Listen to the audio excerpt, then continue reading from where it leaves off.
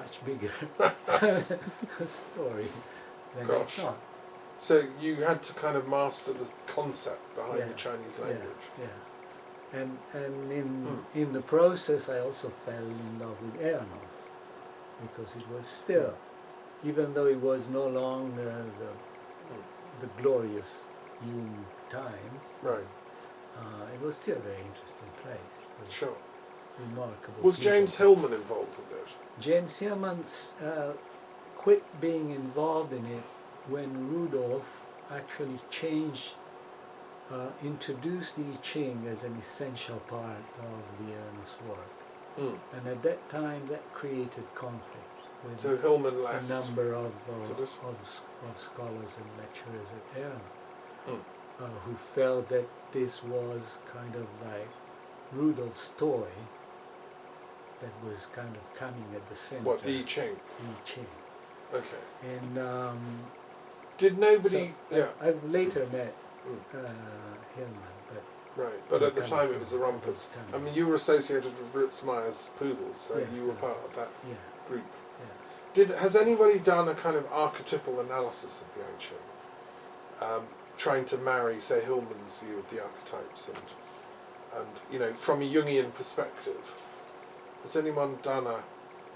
Because really, I mean, I've thought of doing it as a commentary. I mean, I'm not sure I've got enough hours in the day because I'm doing a commentary on the Quran. Well, I'd love to do one. You used to view the hexagram themselves as archetypes. Yes. Yeah. And what did he write? Did he write about them in detail? I can't remember. Well, or did he lecture about them, or what? I don't think he did, but he wrote the preface to the Milan translation. Right. Sure. Which is like quite significant of what was his approach. Sure. Yes, I mean, I think my generation grew up on the blue book of the Wilhelm translation, endless shuffling of coins, you know. Right. So that's it. So Ritsema, he what got him interested in the I Ching? Do you know? He was at the time in psychotherapy with one of Jung's students. What's her name? That escapes me at the moment. One of his women students. Yeah. Right. And one day, she just showed him this book, and he asked a question. Actually, later he said you should never ask the I Ching questions that are too big or too general. Like, what's the meaning of life type? Yes. Yeah, exactly. you can't ask those. So he actually asked, like, what's the meaning of my life? He asked at the time. Okay. Yeah. Okay. Exactly the things that he always recommended not to do. Right. But the answer struck him as so significant that the book actually became his lifetime guide. Right. That's interesting. So just to ask a philosophical question at this point, because you then worked with him on a translation into Italian, right? Right, yeah. And then later on a new translation into English. Okay, so how many years did you work on that? Well, the Italian translation took 2 years of almost full-time work. Okay. Then the second English translation came by spurts, by installments. Right.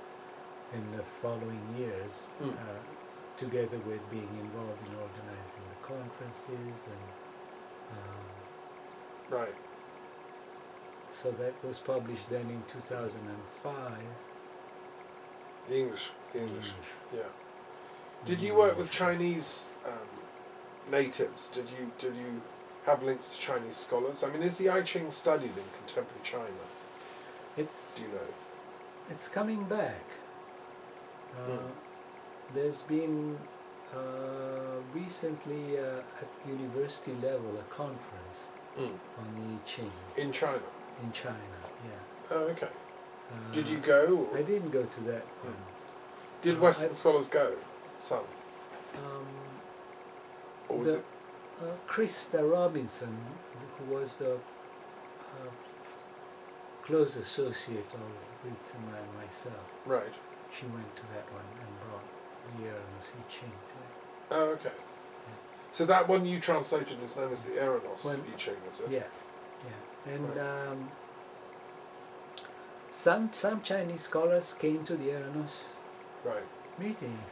From China, mainland China. From mainland China. And that was quite interesting actually, because their commentary often was that they would like rediscover the I Ching through the work of Eranos. Right. Because I know that the Chinese are founding kind of Confucian studies institutes around the place. There's a lot of Chinese money. The University of Edinburgh has an Institute of Confucian Studies, and they're trying to set them up all over the place. And obviously Confucius liked the I Ching. He did a commentary on it. And so that's maybe a way to smuggle it back into Chinese intellectual consciousness a bit. What do you make of Confucius's work in general? Have you gone into that? Yeah, it's kind of like one pole of like a complementary reality, of which in some way like Taoism is the other pole. And I don't think either one could exist without the other. It's like form and emptiness. You need them both, or male and female. Yeah, I mean, I love Confucius, but I also love Lao Tzu. Yeah. They're both necessary. Confucius without Lao Tzu would be deadly boring, and Lao Tzu without Confucian would have like no practical reality. Yeah, no, that's a good way of putting it. Yeah. Do you think they actually met? I mean, in legend they met, didn't they? Have you gone into that at all? Yeah, I've gone into that, and it's kind of frustrating because I think the information we have is totally insufficient to. We have basically like two old texts to rely on about reconstructing the whole story of the Tao Te Ching. And those are enough to say, let's say, that the oldest one of the two was still a rather unformed mix of texts, of wisdom sayings. You mean the Tao Te Ching? The Tao Te Ching. Yeah. And the later one from 160 BC is quite already structured. So somehow the book came together, for what we can surmise, between like 300 BC and 150 BC, which wouldn't fit when Confucius was Lao earlier. Tzu maybe. Yeah. Confucius I mean, because there are other people that say Lao Tzu was a mythical figure, a bit like Robin Hood or King Arthur. And there wasn't just one Lao Tzu, it was like an honorific that was passed down. Yeah. There's actually like What's a your nice, view? who was it? I think it was Richard William, or the son of Richard William, who said that being considered an imaginary figure would have greatly pleased Lao Tzu. Sure, it's a bit like being Shakespeare, it's kind of anonymous. Yeah. Now, in my researches into the origin of I Ching, there's this King Wen, isn't there? And the Duke of Chu. Yeah. And there's this who invents the whole thing. Right. There's a kind of mythical moment at which this mythical king or political leader, who's then ousted from power, I think. There's a dynastic struggle going on. Well, he was. This was at the end of the Shang dynasty. Right. When the last emperor of the Shang was like a corrupt and tyrannical leader, and the Chao were like a Western tribe that had like gradually acquired more wealth and more power. Okay. and they'd come to be like closely associated with the empire.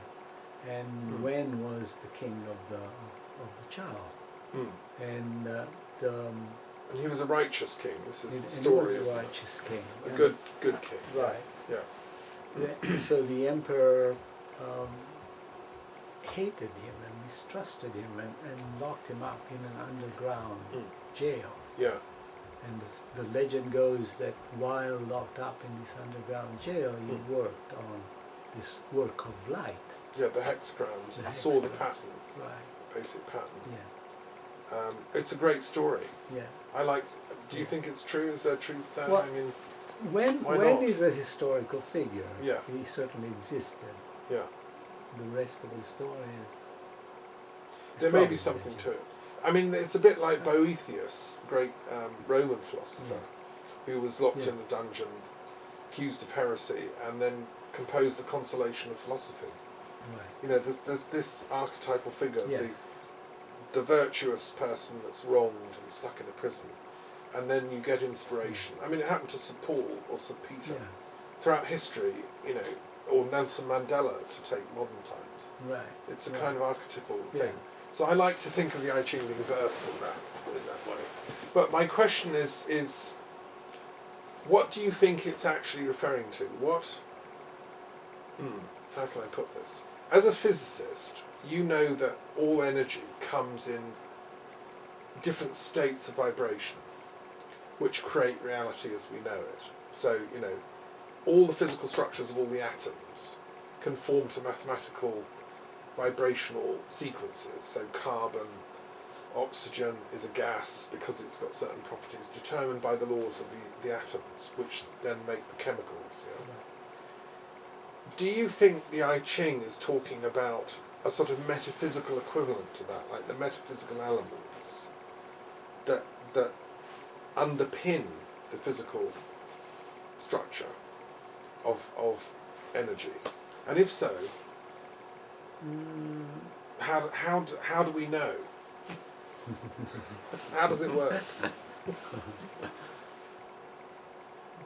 I mean, how could a guy in a prison get that? No, I don't believe that. I wouldn't go quite that far. So you wouldn't be a physicalist in your interpretation? No. I would rather see it as mirroring like deep patterns of interplay of consciousness, rather than a description of the physical nature of things. Okay. Right. So it's a kind of more a psychological map to the innermost structures of consciousness and states of inner beings.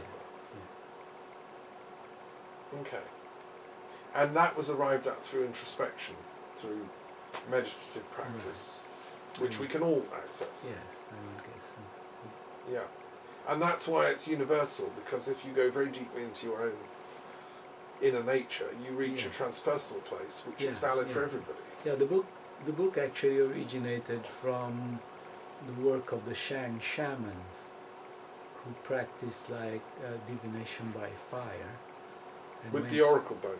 Went into a state of trance. Yeah. So it's like those weird sentences are somehow an expression of experiences reach that. Like seership. Yeah. A bit like the Vedas from the Rig Veda and so on, the Hindu seers, the rishis, or the druids in the Celtic world. You know, we've got similar gnomic utterances in the poems of Taliesin and stuff, who go deeply into introspection. I think, wouldn't you agree there's a level at which that shamanic introspection is universal to all cultures? Yeah, I think so. It's not a monopoly of any one tribe or culture, it's there universally. Right. Yeah. Then it gets expressed, like it's shaped by the specific cultural forms. Yeah. Yes. Have you ever looked into the Jewish mystical tradition, the Kabbalah? Because I know Jung was interested in that. Not much. I've been fascinated by there's definitely like an almost obsessive involvement, which I recognize in myself as my Jewish part, right, with the power of the book, and this like finding maps at a more and more microscopic level, in which like each letter has a whole world. Well, that's a typical Kabbalistic life. Right. Yeah. But you've never... have you ever read the Zohar or any of the Kabbalistic classics? No, I've read some bits. Of it. Abraham Abulafia, for instance, invented or developed this thing called the ecstatic Kabbalah, where you do visualizations on different letters and sounds. You know, and even one letter can get you to God if you look at it long enough and close enough, because every sound comes from God, you know, or the absolute, the Ein Sof. So there's a great overlap, I think, between the mystical experience of all cultures. Because wasn't Gershom Scholem? He was involved with Eranos. He was one of the old boys. The old boys. Was he still around when you got there? No. He'd gone. Who's carrying the flag for the Kabbalah in Eranos these days? Or well, is there anyone left? No one. Actually, Eranos these days is seeking a new identity. Oh right, okay. And well, they need a new director from Scotland. That'd be fun. Interesting. So, I think you would have a good contact with Eranos. We'll talk about that. Sure. No, I mean, I've always, you know, I loved. I used to belong to the London Library for many years. When I live in London, I belong to the London Library, which is founded by Thomas Carlyle. It's a kind of club, but it's got amazing. It's the best private library in Britain, and they had the entire Eranos yearbooks. Right. With all the lectures and everything, which I used to take out. There's no other library I know in Britain where you can actually, you know, borrow them. And the London Library is very civilised. You can have the book as long as you want until another member wants it.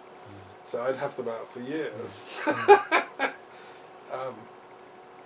Yes, a feast. So coming back to what you're doing now, I mean, it's very interesting. You're now based in Cordoba, in Spain, which is where we met, and you're running a kind of new centre there.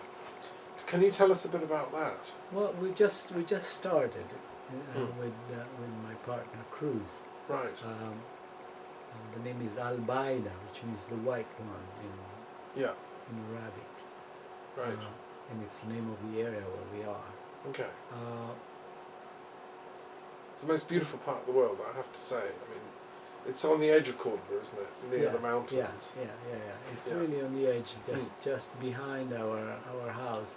The hills goes up, and at the top of the hills there's Las Ermitas, this place which has been a hermitage place for a long time. Extraordinary views from there. Also, we've got this house because Cruz needed a space to work. She's a psychotherapist. Yeah, she's a psychotherapist. And then realized that we would like to share it with like a kindred spirits, kindred spirit and a larger vision. And the first meeting we had, this process and pilgrimage that you were part of, had such a strong theme around peace. Kind of spontaneously emerged from the people who were there. And also I think the time that we are at in history, isn't it? With the chaos in Syria and all over the Middle East. And having also two Palestinians there who had deeply felt. And several Jewish people, so it was wonderful to have this discourse. So that seems like a little pointer from the universe of use could be made of that space.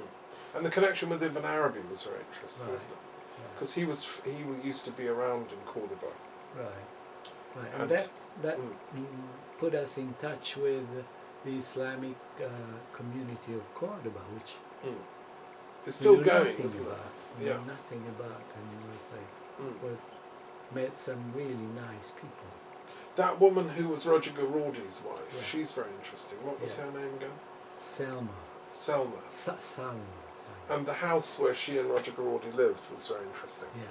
Because he helped set up that museum for Andalusian spirituality in the castle and the tower, which is wonderful to go around, isn't it? My connection with Cordoba was because I went to a UNESCO conference there back in the early 90s on the golden age of Andalusia, when Jewish, Christian, Muslim scholars and thinkers and sages used to discuss, like we're doing, without trying to kill each other. Yeah. I mean, why can't we go back to that as a model? Why can't they do that in Damascus and Aleppo and Jerusalem and Gaza? Why can't we revive? That's what I want to help you, And from here at the castle, that's what we're trying to do. That's what you're trying to do. So let's kind of have a twin thing, and surely that's what enlightenment's about, isn't it? Yeah. I mean, and nobody has a monopoly of the truth. I'm sure when Lao Tzu and Confucius met, they didn't argue over who was wiser. If they met. I mean, and why can't Christians, Muslims, and Jews be humble again? If we take, there's so much joy in that. Like if only people allow themselves to be that way. Sure. Rather than the arrogance of I know best, therefore I'm going to kill you because you're ignorant. I mean, I'm a teacher, If I killed every child that was ignorant, I wouldn't have any kids left to teach. You've got to encourage people. So if I'm part of some religious sect that believes it has all the answers, I mean, the last thing I should want to do is kill other people. I should try and teach them and help them. But you can't do that unless you're humble and loving, it seems to me. Like, I love the image of Lao Tzu that true wisdom is like water. It seeks to serve everybody and reaches the lowest level. That's something I think desert cultures need to remember. Yeah. They may be forgotten. Yes. We live a culture of hubris. The Babel culture.